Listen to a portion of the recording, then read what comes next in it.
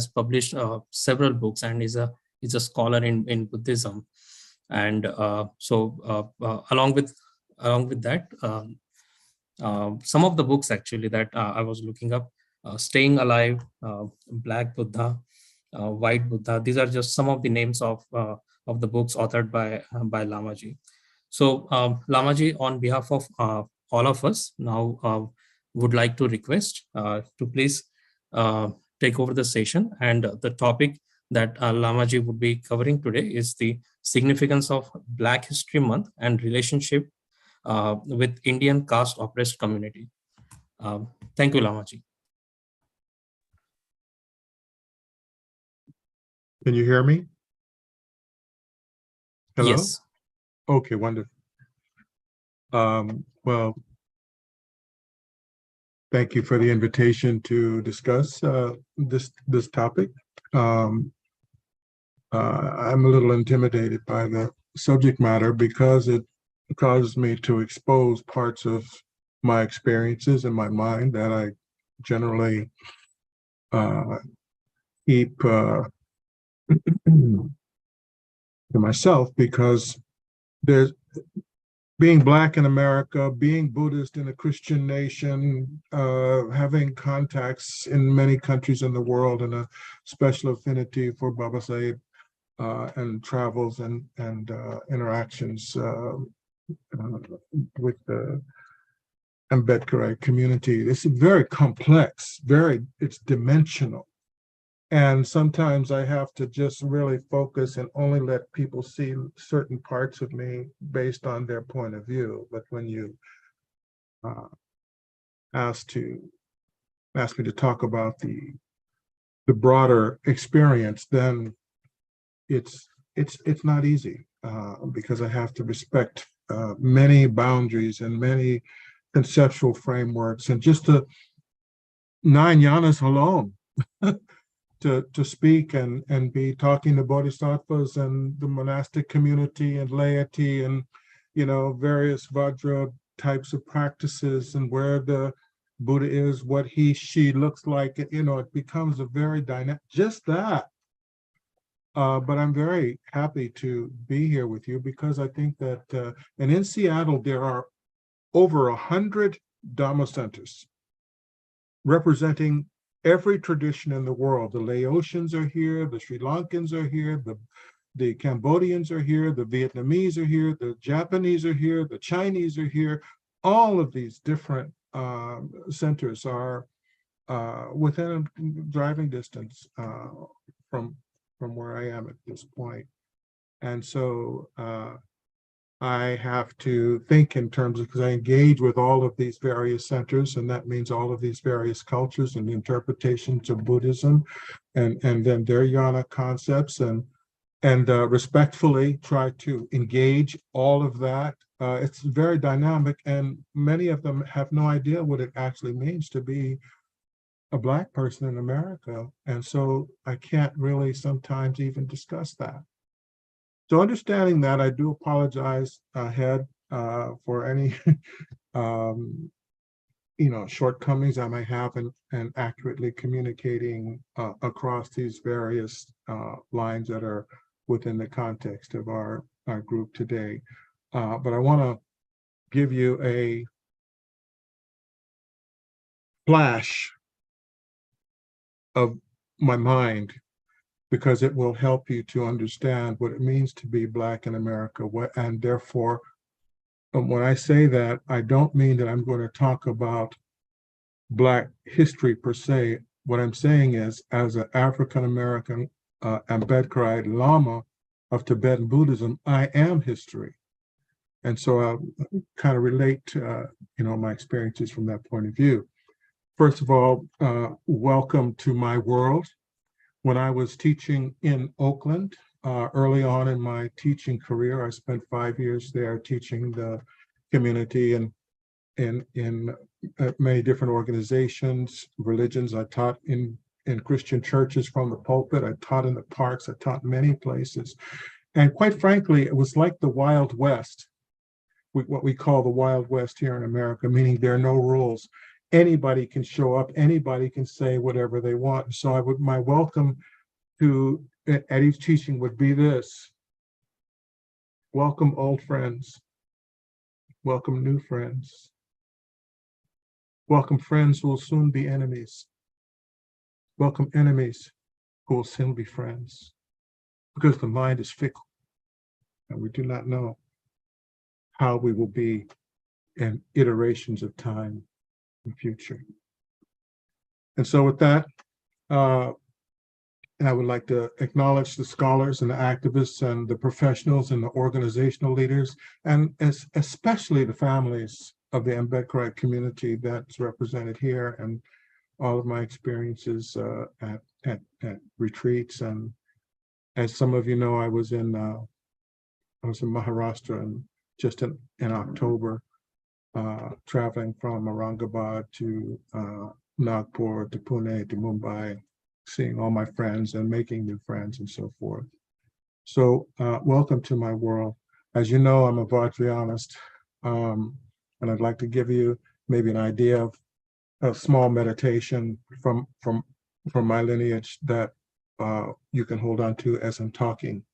So it's very simple. Just close your eyes and get in touch with your inner voice, that part of you that you experience all the time and informs you and counsels you and seeks what you need, that inner voice. Now open your eyes and look around. Look at the computer, look at the camera, look at the room you're in. Just notice, and then close your eyes and go back inside. And open your eyes. And again, look out and see the ordinary things of life that inform you, that you've collected. You call it your home and all of your possessions and things, and close your eyes. You go back quietly, listen to your voice, and open your eyes and see the ordinary things of life. Now, go back inside, but don't close your eyes. Keep your eyes open and just listen to your inner voice like this. And then look out, look around at the ordinary things of life and go back inside. Don't close your eyes. Just be inside. And then go out, look around. And notice, have you ever noticed that you toggle like this all day long? Even in your dreams, you're back and forth, inside, outside, inside. Have you ever noticed that? The inside, outside. And what is that hinge? Where does inside become outside and outside become, what is that? That place right where it toggles, it switches back and forth, right there. Try to find that with your eyes open. Find it inside, not outside, in the middle. Just be aware how your mind moves back and forth like this. Okay, and then find that one place where it's neither inside nor outside, the middle way, right? The absence of the polemic of inside and outside. The part of you that realizes, wait a minute, what is that? And just for these few minutes, just try to rest your mind in that place, neither inside nor outside. Aristotle, Western philosopher, said this: that the sign of an intelligent person is someone who can take an idea and examine it in its minutiae without being sucked into it, without being captured by it. The ability to see an idea and examine it deeply without being pulled into it. That's the sign of an intelligent person. And in the Buddhism, we have that too. We have to be very careful. We don't get into the dogma of it all, your dogma, what you believe, and how you see the world as though you're right, and somehow all the billions of other people are not, right? So this place, hold your mind there. That's the Vajra meditation is like that, being aware of your own mind and its movement. Now, with that, I'm going to kind of give you this understanding of what Black history means. Let me start first by saying this. There is no human identifier. There is no legitimate identifier as a human being called Black. Black is a color. It is not, where do Black people come from? Blackia? They don't, there's no country, there's no human lineage, there's no human heritage. That word alone separates people who are called that from their relationship with their own human legacy. Right? There's no place called Negro. There's no place called colored.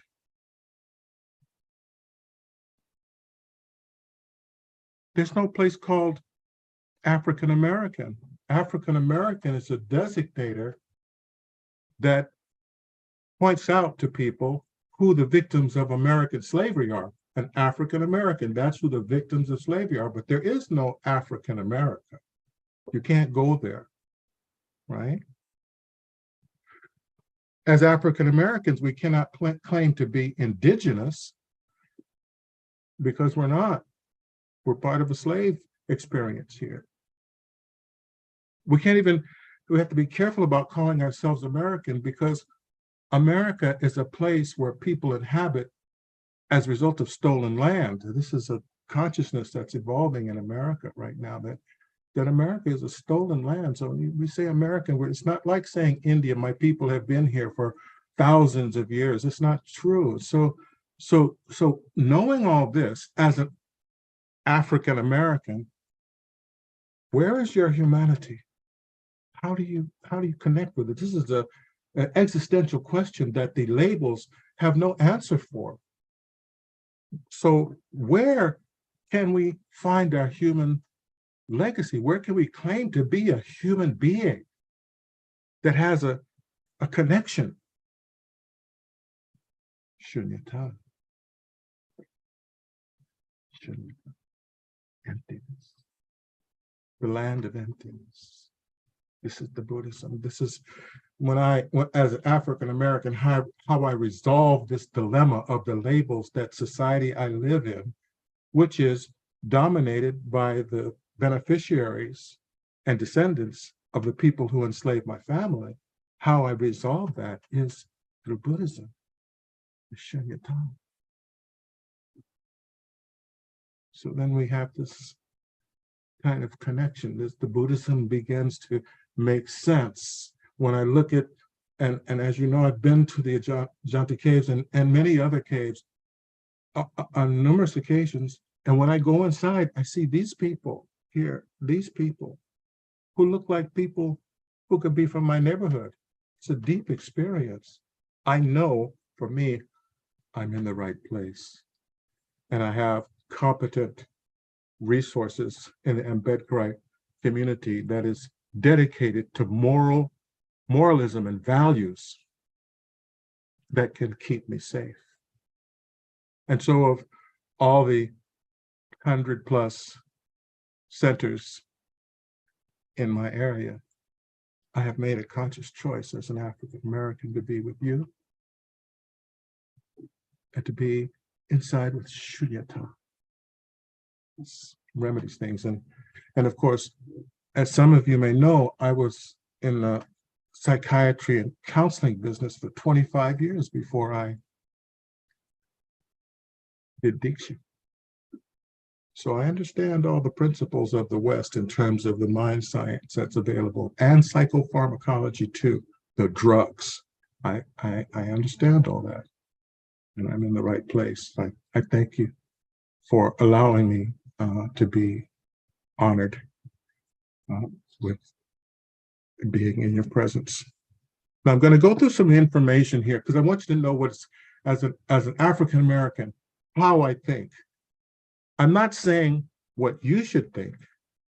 Rather, I'm just saying some things you might want to think about. Okay. So for me, I begin my mind with 200 million years ago. There's a theory of plate tectonics. Some of you are aware of that, where there was only one landmass and slowly it broke away. And that India and Africa were connected and it broke away. And 175 million years ago, India was an island that was moving slowly, inch by inch, until it bumped into Asia with a force so great that it created the Himalayas. Okay. That's why the elephant is in Africa and in India. The lion is in Africa and India. The tigers in Africa and India. The leopards in Africa and India. Many of the botanical and all kinds of things in India are also in Africa because, according to plate tectonics, they were the same landmass at one time. And then we jump forward to this Herodotus, who was a Greek traveler. He's considered in the West to be the father of Western history. He made an observation in around 500 BC, which was close to when Buddha was born and lived.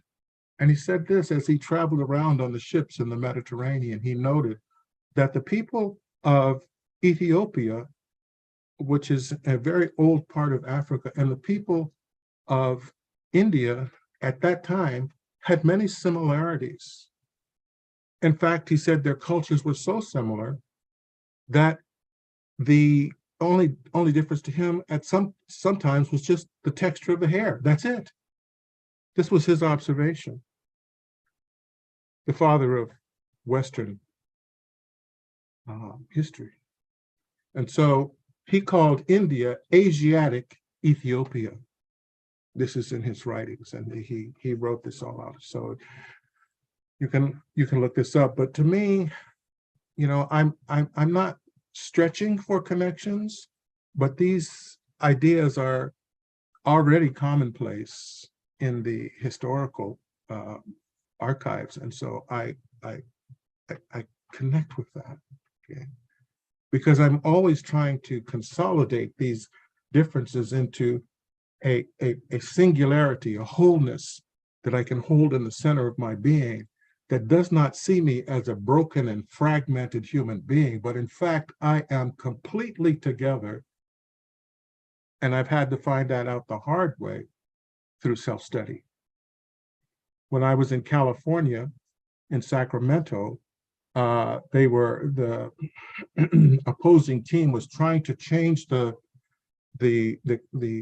concept of slavery. Concept of casteism in the textbooks for the kids, and to soften it, to make it seem like there was no brutality there, because they said it was hurting the feelings of their children. And so I got a call, please, Lama, come down. We're having this big debate in front of the Department of Education. There may have been like 14 different people on this panel. Please, Lama, come down, talk. So I go down there, there's hundreds of people there.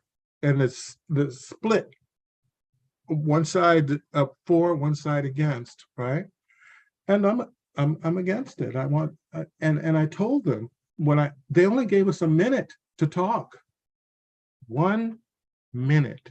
What can be said about the history of Black America and caste oppression in 1 minute? And as a Lama and a professional teacher, 1 minute is plenty of time. And so I said this to them. I said, I grew up in California. You lied to me about my history. You told me that the slaves were happy on the plantation. You had me sing slave songs, which were really minstrel songs making fun of Black people. And you told me that's how the slaves used to enjoy themselves, to sing these songs. You lied to me, I told these people in less than a minute. I had to go out and learn on my own the history of my people. And when it hurt me so much that this is what I had to do to save myself. This becoming a Lama and devoting my life to peace so I wouldn't explode. This is what I had to do. And then I said to them very directly, didn't you learn anything when you lied to me? Are you going to lie to the Dalit children now? So that they have to go and self-study and go through the pain of really understanding what the conditions are in India, these American kids. Is that what have you learned nothing? 1 minute, done. It's over. And one of the chairman of the panel said to someone after the fact, you know, that Lama Rangdol really hit us. He really said something. And this is how the African American Black history and the work of against caste oppression. This is how it works. It twines like that. I have a voice I have discovered, which is relevant in the American situation with regards to this. So, I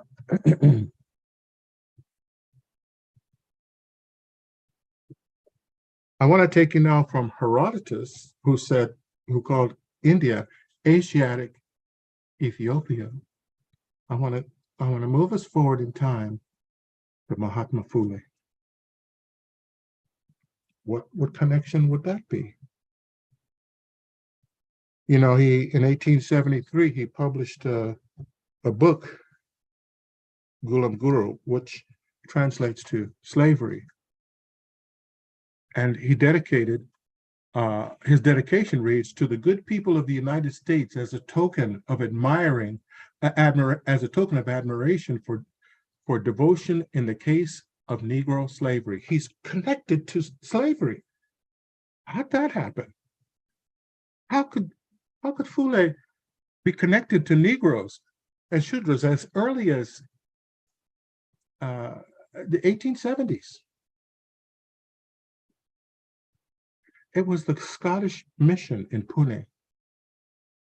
He attended it in 1847 at the age of 14, having been married the year before.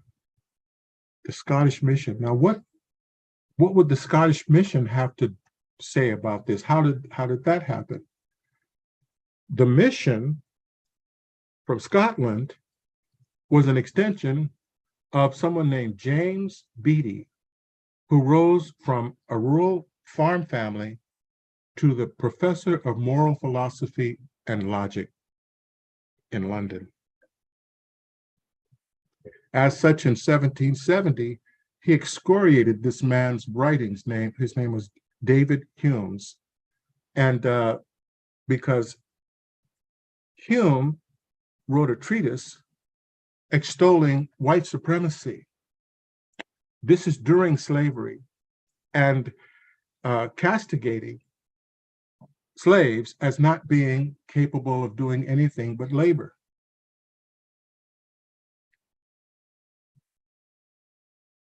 James Beattie's argument was a free person is more productive than a slave. It was very simple. A free person is more productive than a slave. And his importance is not so much his writing, but he was a well-respected teacher, and he had many students. But the problem was that Scotland and Europe at that time, there was no work for them, hard times. And so these young students of his developed missions to go out to foreign countries to make their fortunes. And that's how the mission in Pune came from James Beattie's teachings in Scotland.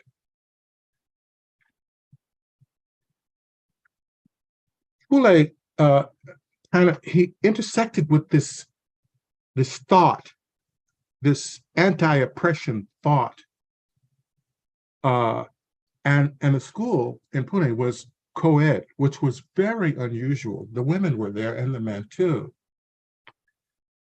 So at this mission, he's reading about Shivaji, he's reading about George Washington, and most importantly, this writer named Thomas Paine, who wrote a book called The Rights of Man. So what is he reading? What's in this book that he's reading at the Scottish Mission School and educating himself about? Well, it was a book written in support of the French Revolution. And it professed the personal sovereign rights, that personal sovereign rights originate in nature. They are not to be bestowed by human beings. They are organic to humanity. And that a government's role is to safeguard individuals. Well, he's reading this. He's influenced by, Paine is influenced by Thomas Jefferson, and Jefferson tells him that hereditary rights, the right to have dominance because of family, is a way of creating dictatorships. Who is reading this? Wisdom of governance cannot be inherited. This is in Paine's work, this book. Wisdom of governance cannot be inherited. Heredity leads to an elite class. He's reading this. Life, liberty, freedom of conscience, and civil rights of security and protection under the law. These concepts are exuding out of this book. For writing this, Thomas Paine was convicted in absentia. They put him on trial, convicted him, even though he wasn't there, of seditious libel. This was against the law at that time. Well, he's reading this. What do these ideas seem familiar to you as Ambedkarites? You understand how it's coming. The anti-slavery movement, which is Black history, is in this book, and he's reading it. In 1775, 5 days before the Battle of Lexington, which was the battle that actually started the American Revolution, Paine writes in support of the American Revolution. That was his first book. The Rights of Man was about the French Revolution. Now he's come to America. He's not come to America, but he's writing about the American Revolution 5 days before it begins. And people are taking his pamphlet around to all of they had pubs, bars, where men would congregate and people would congregate, and they're reading this like at the comedy store or something. They're reading this and talking about their rights. This Thomas Paine. His writing on the American Revolution almost got him executed. But he's famously quoted, these are some of his quotes. This, I'm telling you about Fule's being influenced by this guy. One of his famous quotes, "Law is king." Does that sound familiar to you? "The world is my country. All mankind are my brethren, and to do good is my religion." And then also, finally, "These are the times that try men's lives." Does it sound from the Fuller is reading? He's involved and engaged in this. All of this writing that he's contacting with, and all of Paine's writing, all of this was inspired by Europe's moral angst over slavery in America and beyond. And so this is not, see, Black history is not about, Black people. It is the legacy of the struggle against oppression, which many people, Blacks and non-Blacks, were involved in. This is the first engagement of Black history in India in this kind of way. It's not the only one, but it is powerful because it's dealing with revolutionary ideas. So, as you know, Baba Saheb is in the beginning, he's respecting Fule, he's respecting Kabir. This is the nexus, and you put those two things together, and you can see what's about to happen in young Dr. Ambedkar's mind once he commits to engaging on behalf of his people. He devotes his life to it. Then this all comes up. But this is where this comes from in terms of its entry in Pune. I want to take you a little further in time to the Harlem Renaissance in New York City. This is still Black history, but now we're talking about African Americans. The Harlem Renaissance was really a counterpoint to the rise of white hatred that began after the Civil War.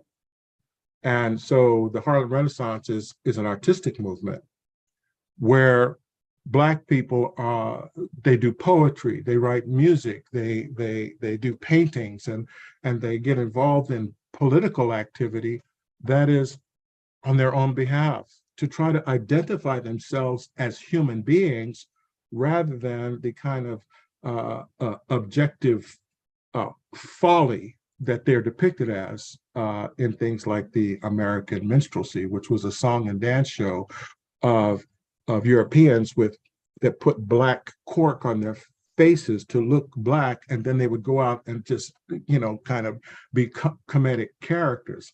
And that might not seem like much, but these shows traveled all over the world. And so sometimes the first impression people got internationally of the African American was this silly, happy-go-lucky, tap dancing, kick up your heels kind of person. And so the Harlem Renaissance was an attempt by African Americans to get a grip on their identity, to begin to put out the truth and counter identifiers that would ingratiate them to people for who they are. So during this time, there was a woman whose name was Madam C.J. Walker. This is Baba Sahib is in Colombia. I'm bringing this up because Baba Sahib is in Colombia from approximately 1913 to 1917. And the Harlem Renaissance gets started right around 1916, and then it starts slowly kind of becoming bigger and bigger and bigger. And the center of the activity is less than a mile away from Columbia University. He's there. Now, he's a devoted student, and there's no record of him actually engaging with this Harlem Renaissance, but he's there. And the consciousness of shirking oppression is palpable in Harlem while he is at Columbia. This is an intersection. I'm saying Fule had an intersection with anti-oppression regarding slavery. I'm saying that Baba Sahib is in Colombia, and there's an intersection in time. He's not actively involved, but he's there. So what's happening in the Harlem Renaissance, not too far from where he is? This woman, Madam C.J. Walker, was a washerwoman, and they used to use lye to wash clothes. So she was washing these clothes, and her hair started falling out. So she tried to experiment with different creams and salves in her hair that would not cause her the indignity of losing her hair because of her menial work. And she experimented for a while, and finally she found something that would condition her hair so that she could do her work and her hair wouldn't fall out. And of course, as soon as she did that, some of the other women were like, hey, can I get some of that? And she started making batches for them.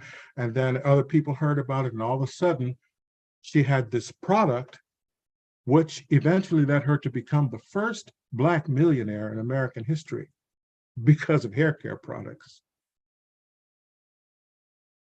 So much money did she make that she bought this building close to Columbia, which was unheard of for most Black people. And she built a mansion off of the Hudson River, too.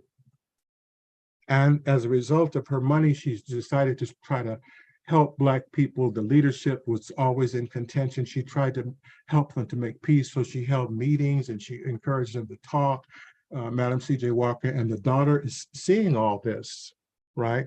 And for example, Madam C.J. Walker and her group decide that they want to go to France for the Paris Peace Treaty after World War I, so that they can sit and discuss the disposition of African countries, which the peace treaty was dividing up as a consequence of those certain countries losing. Like there were countries that were run by Germany and so forth. And so she made plans, they made plans to go, and the president refused to give them visas and wouldn't let them go. The only person that went was who? Du Bois. He was the only person allowed to go because he was involved with the NAACP, an organization for Black people founded by white people, and they let him go. But all of the other leaders were not allowed to go. This is the kind of politic that was going on at that time. And so they were changing their strategies, trying to figure out how can we possibly have influence in the country that we live in, that was built on our ancestors' enslavement, right? All that to say, her daughter, Alelia Walker, after her mother died, took over the organization, the business, and so forth, and she began having parties, soirees at this location, and in Harlem, and she had, she had a lot of money, and so in this building, it was a kind of a 4-story building. The bottom level was a hair care business where women could come in. It was a salon. In the basement, they taught people how to sell the products, but the 3 floors above were all used for parties and soirees and musicians performing and all kinds of things going on. And and I bring this Alelia Walker up to make a simple statement. She is well known during that period, which is the 1920s, for wearing a Chinese Buddhist prayer bead. She always wore it. And matter of fact, she cherished it, as the record says. She was her cherished Chinese prayer beads. So much so that when she died, they put it on her and she was buried with them. Buddhism. Did you know that? Right there in Harlem, right by where Baba Said went to university, there was a Buddhist influenced art movement as a part of the Harlem Renaissance, an intersection. Buddhism, African American, Black history, right there. One of the poets, his name and of course there's Du Bois is there, Langston Hughes is there, Zora Neale Hurston's there, Duke Ellington's there, Josephine Baker's there, Louis Armstrong's there, Duke Ellington is there, Cab Calloway is there, Bessie Smith. These are all legendary names in the arts in the Black community. They're all there, playing, laughing, singing, dancing, not in an entertainment space, but in a personal space where everybody gets together, right? And so there's this one poet, his name is Claude McKay. I'm going to share you a little bit of his poetry so you can get the sense of what was going on there. In one of his poems, a line reads, "Idealism is like a castle in the air if it is not based on a solid foundation of social and political realism." Sound familiar? Don't be up in the air. You must be grounded in social political. This is what's going on in Harlem at that time. Nations, like plants and human beings, grow. And if the development is thwarted, they are dwarfed and overshadowed. Upon the behind the clothesline, behind the tenement, behind the place like where the poor people live, you know how there's the wire, then you hang the clothes on it. He says that hang like ghosts suspended from the lines, linking each apartment to the other.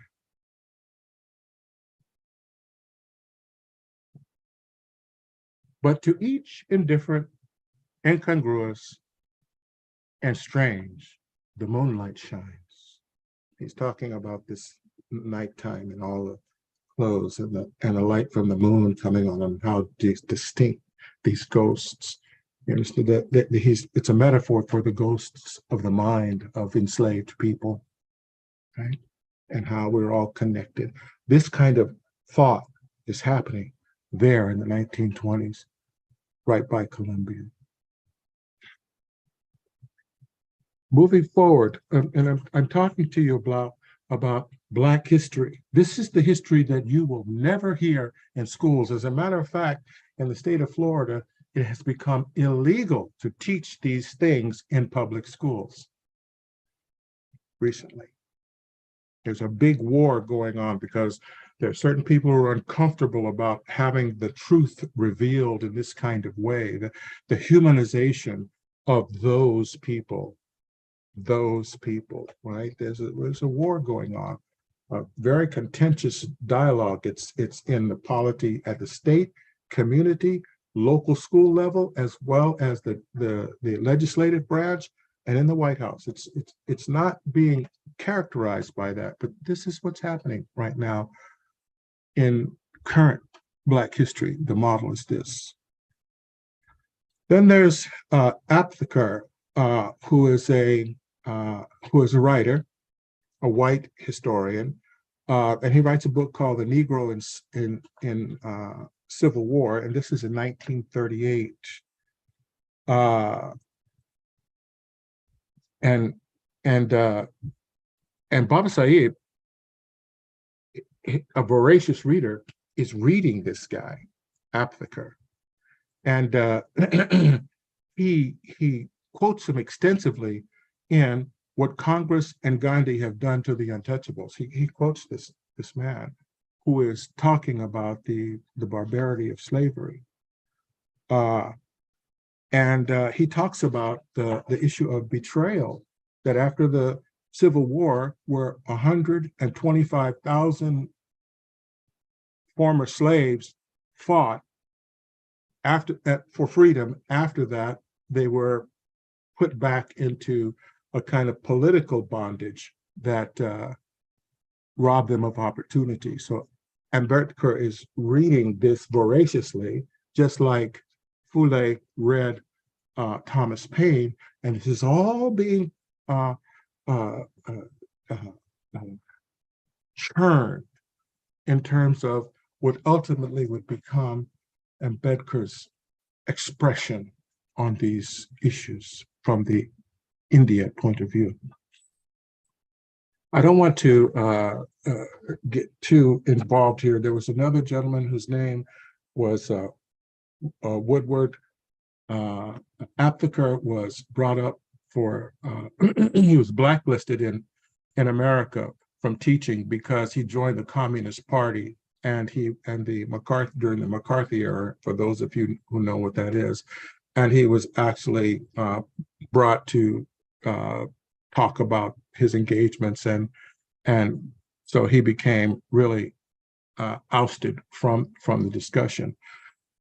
But there was another person named Woodward, who was a historian who was more mainstream, and he continued the discussion. And Baba Sahib also read him and included and quoted him in some of his writings. So Baba Sahib is doing all this work.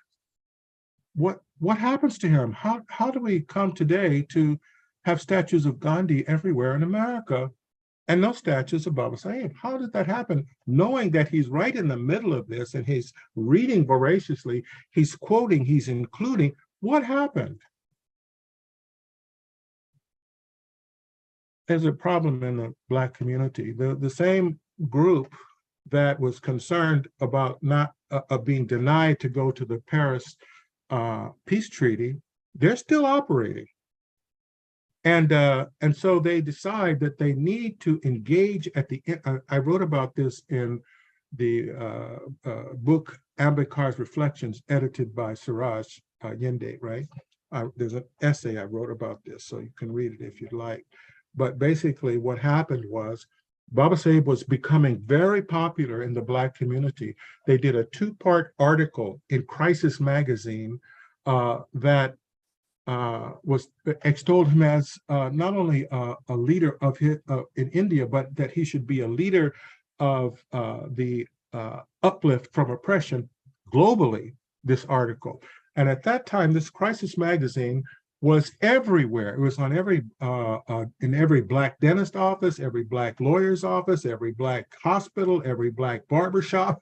And so they had a circulation of 100,000. But if you put a magazine like that in a barbershop, in a Black barbershop, and people are coming through, 100 people could read it. So the readership is really not about how sales, it's about how many people were reading this thing at this time. And it's just extolling the wonderfulness of Ambedkar. What happened? I'll tell you the story so you can know, because this is part of Black history too. We knew about him. The African Americans knew about him, but this group was trying to get global influence. Okay, they were trying to participate globally. There was no internationalism at that time. Obviously, the president wouldn't even allow them to leave the country, and you needed a visa then like you need one now. So, but they were trying, and they saw in the news, they were seeing this Gandhi, nonviolence and ousting the British, and they were trying to get Jim Crow, the Blacks were trying to get Jim Crow, this racial oppression, off their backs, and they saw the popularity of Gandhi, and they said, okay, we need to go with him because we don't have to reinvent the wheel. He's already globally talking about this. We'll just attach us to him. But the problem was Ambedkar's criticisms of Gandhi. There was no room in the movement for getting out of Jim Crow in America for Gandhi and his nemesis. So they, even though they knew about him, they kind of didn't. And they went with Gandhi. And this was the great pivot, which was a conscious decision on the part of African Americans leadership at that time to enter into the global discussion. And so we have, from that moment, we have this legacy in America, which is Gandhi is the symbol.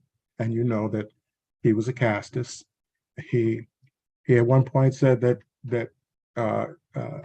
during the round table in England, he said Ambedkar spoke to him more offensively than any other human being in his life. And you know that the hunger strike, you know, for Gandhi was basically to get the Ambedkar to concede on reservations. We know that. It's not in the movie, but we know that. Okay. So this is unknown in Black America. Even to this day, people refer, when they think of Gandhi, they think about the movie. And so there's been a problem. Now, I was in Bangalore, I don't know, maybe 8 or 9 years ago, when Dr. King's son was the keynote speaker for a conference on social justice, and he said that Dr. King was like a compatriot in a struggle with Baba Sahib. And I was happy to hear that. Of course, it was in India, not America, but I was happy to hear that there had been some consciousness raised about this slighting of Dr. Ambedkar and not only the African American purview, but the American purview and its influence in the world. So we are still working on that. And some of you may know that there's a movie being shot right now about Dr. Ambedkar's life, and we'll see how that goes. But and that's being shot by a Black female director. I'm showing you intersections, how Black history and Black History Month is about making space to acknowledge these intersections, that we are not just met people. We have been communicating with one another, or people have been communicating on our behalf for a very long time, philosophically, legally, personally, and in terms of politically and so forth. And that's what I want you to take away. That Black History Month is not about Black people.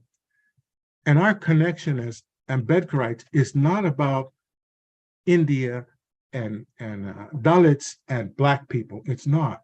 We are more connected in the mutuality of our struggle against oppression than we are racially, and we're related to skin color and these kinds of things. This is the real identifier. And what does that mean? Because it cannot be a castle in the sky. It must have social and political relevance to ground it.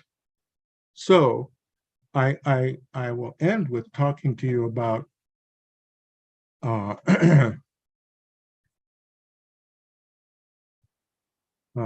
Dr. Kevin Brown and his work on the Cisco case. And he was the one who brought to my attention the Civil Rights Act of 1866. There was a Civil Rights Act in America that was passed to make it a federal law to anti-discrimination law, right, against Black people. It was federally against the law. Now, the problem with the act was that it had no teeth. There was nobody to monitor it and to regulate it and to enforce it. But it was there. And one of the things that was discussed, according to Dr. Brown, was America had a consciousness that it did not want to create a system like caste in India. In 1866, the Americans saw India. They knew, I mean, they had been dealing with the Brits, they knew, and they didn't want that. That's what the war was fought in part over. We're going to end that in this country. So here you have a legal mind of 35 years in Dr. Brown communicating, an African-American communicating to me, an African-American Lama. And in Lamaism, one of our skill sets is taking very complex ideas and honing them down to what we call the language of the laity. If we can't take these big ideas and speak plainly about it to people, we are of no use. All of our thinking is useless. So I took this big idea, understanding everything I just told you, which is part of being an African-American Lama, to do this kind of research. And I was asked to go to a press conference. I'm ending up now here. Thank you for your patience. I went to a press conference here in Seattle on trying to pass an anti-caste oppression law in the city of Seattle. And I said this is not a matter of religion or necessarily this caste issue in India. The issue is, who are we as Americans based on all of the people who were in the cemeteries who fought for social justice? Who are we? And in the context of that, can we say, if a person feels that they're being discriminated because of their caste, that we have nothing for them? We have no law. Is that what those people in those cemeteries fought for?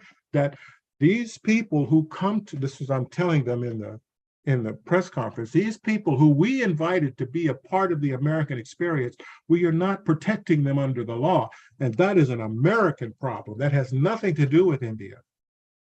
And by turning the focus of the conversation away from caste and India into American political social justice, the need to fight over what is and is not happening in India, which is incomprehensible to most Americans, ended.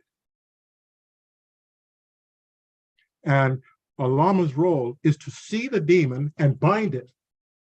You understand? Bind it. To free people by binding the demon, to free people to not have to confess their suffering in the public space, because that's not our business. Our business is to keep consistent with who we say we are as Americans. That little twist has changed the dialogue, that little twist. And then I invited African Americans to come in and be a part of this, because this is a part of our legacy. We can control how our contribution to American social justice resonates in the world. And so, in conclusion, I want to thank the community, the Ambedkarite community, for making space for me, for educating me, for allowing me to visit homes and to feel palpably the presence of Baba Sahib generationally. It's not politics to me, it's human. And without you, I could never have understood really what's going on. And so what I'm saying is this idea of Black History Month is about our ability to communicate and bond on these kinds of ideas and efforts. And it's a great privilege. I do feel to a certain degree, I'm a little ahead of most of the community who's not, they haven't come out of Christianity yet. So it's hard for them to understand. But I am setting down the conversation and myself and people like Dr. Brown and many others in the Black community. This is part of our history. You are part of our history. And to a certain degree, Black history is your history too, all the way back to Fule. You see what I'm saying? So thank you very much for your time. I don't know if I've gone over time or what, but I would be willing to entertain any questions you may have about anything I said. Thank you for the wonderful talk, Venerable Lama Rangdol ji. It's been really amazing actually to hear the stories and how even Mahatma Phule and Dr. Ambedkar were directly, indirectly interacting during their times with the African American community. So this was really unheard of. So was really great to hear. So I think we are right on time right now. We have few minutes to take questions. So requesting everyone from the audience, if you have any questions, please raise your hand, or you can also type in your question.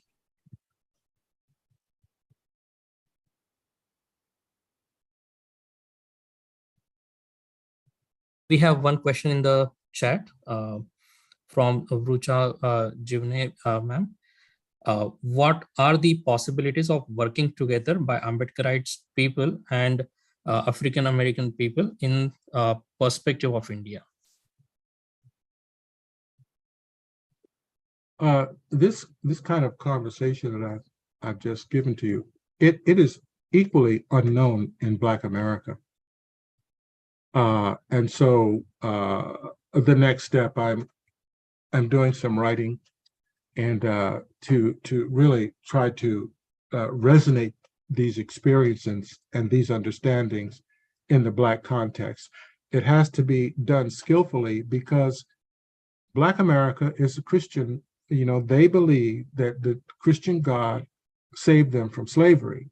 So they're not going to separate from that, just like Ambedkarites are not going to separate from Dr. Ambedkar. So we have to find a place in between where, you know, we can all be proud, regardless of our differences, of what has occurred over the centuries. So the next step is to share this information. It's good that it's being recorded, and I would like to have a recording so that we can begin to, you know, just make known this relationship, because it's important. It is Black history. And unfortunately, you have to understand that in America, Black people don't travel.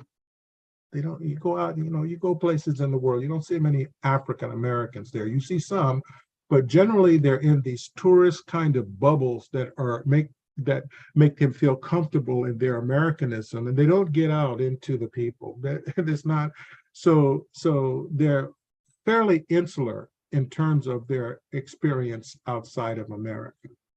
So there is this this education. I'm just telling you what the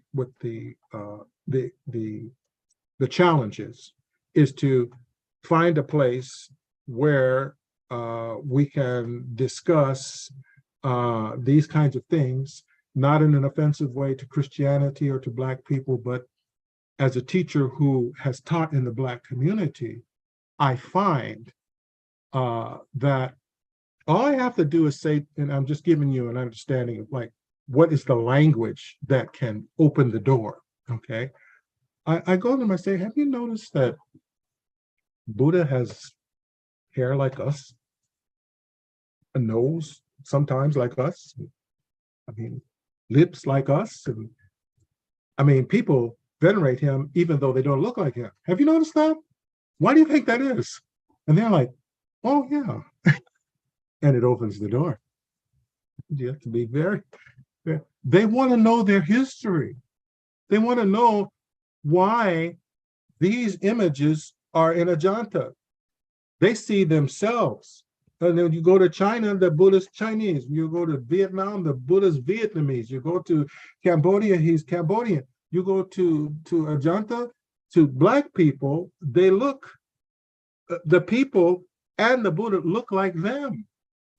I got in so much trouble when I wrote my book, Black Buddha, because I said, but Black people have a right to see Buddha that looks like them, just like everybody else. Oh, they called me a racist, a radical, a this, a that. And 3 or 4 years later, it became acknowledged as a classic in American Buddhism. But initially, there was a big struggle. So I've characterized what the challenge is, and I'm saying to you that with a skillful implication, this conversation can grow. And as it grows, the love for the people who are trying to struggle against oppression in their own ways will manifest. The bond will manifest as a result of education. I hope that answers your question.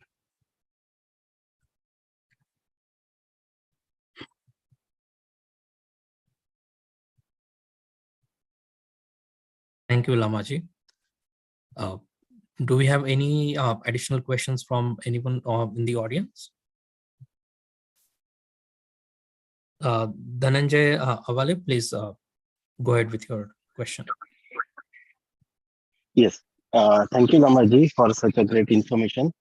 And I really appreciate about giving this information on the history of. So I have one small query.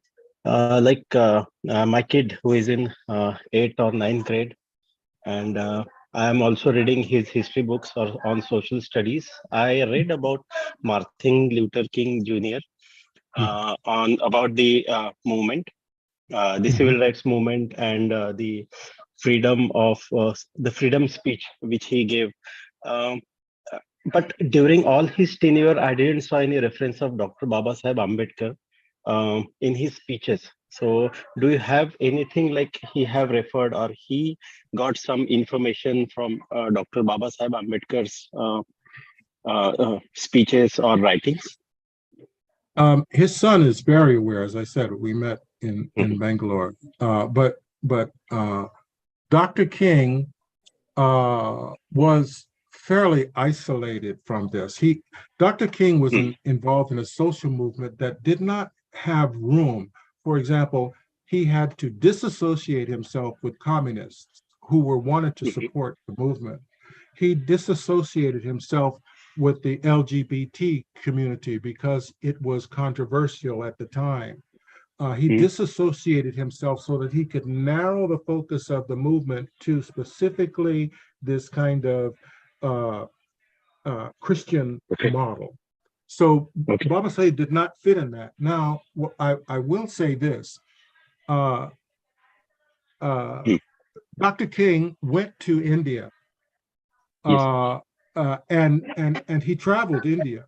But if you look at, there's a book written by the man that was with him, and it shows a map of where he traveled. Okay. And if you look at that map, he lands in Mumbai, then they avoid taking him to Maharashtra. And they take him up and over to Bodh Gaya, and he goes there. Then they take him underneath, and he goes back out. And so there was a purposeful effort not to have him engage. Okay, Okay. However, Okay. he did notice the multitudes of poor people, and they said to him as he was leaving, you are American untouchable. And he was offended by that initially. And then he, in one of his speeches, he said it dawned on him what was being said, that we are all brothers and sisters in the face of oppression, Okay. he says. And so he did have a consciousness, but no direct contact with Baba Saif, to my knowledge. And even when he went there, they avoided, that whole situation. All right. Yeah. Thank you for this information.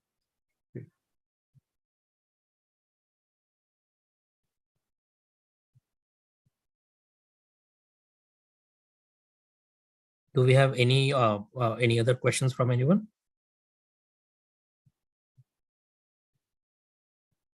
It's a lot to take in. I understand.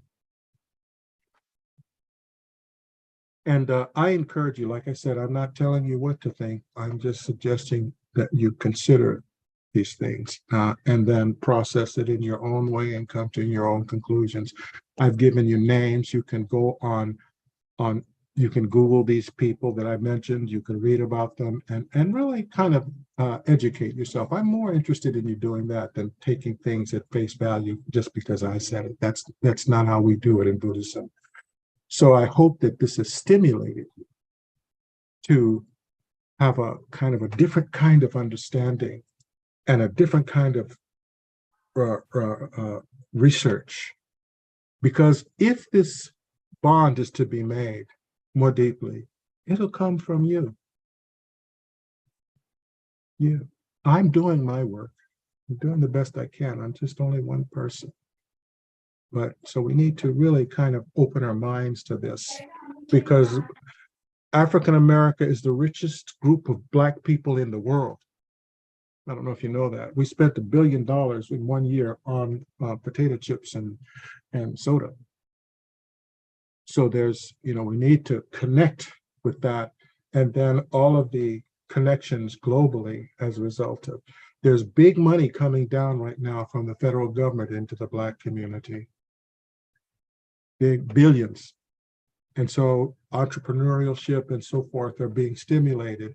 And to have connections with African Americans who are doing this work or receiving monies to do work, and to communicate to them the relevance of their work with regards to the global struggle against oppression, caste, and otherwise, may influence them on how they use their resources. So it's a very good time, and I just encourage you to think more on this. And you can always reach out to me and connect with me if you want to roll some ideas around. That's fine. Pankaj Bhau, I think you have your hand up. Please go ahead with your question. Yeah, thank you very much, Lamaji. It's always great pleasure to hear you, sir. Again, today's was no different. And thank you very much. In your talk, you also touched about on the press conference that happened in Seattle. I first wanted to take this opportunity to thank you for being there. And if I won't be exaggerating if I say that you were the loudest voice out there representing Ambedkarite community and this past operation to the American politicians or to that society where we are trying to address the. And I really appreciate that. That makes us feel so much connected and bonded together with you. And we do always feel that way whenever you are there around us. I just wanted to take this opportunity one more time to remind all the listeners that in Seattle, city of Seattle is taking up a ordinance to ban caste-based discrimination, and they are having some public inputs how to do that, and that one is still going on. So if you have not heard about it and have not joined it yet, please go ahead and join these efforts. Contact one of the people at ANA or to Lamaji or anybody in Seattle and get connected, get involved.